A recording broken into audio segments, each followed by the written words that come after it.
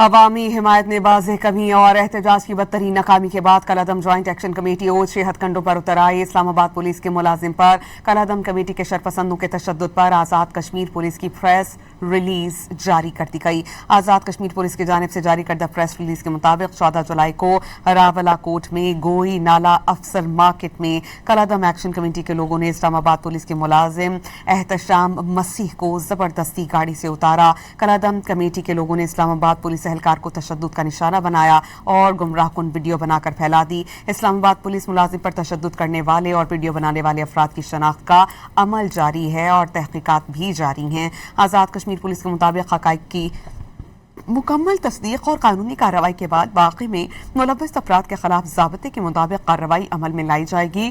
کسی بھی شخص کسی بھی گروہ کو شرانگیزی، جھوٹی معلومات یا اداروں کے خلاف اشتعال پھیلانے کی اجازت نہیں دی جائے گی۔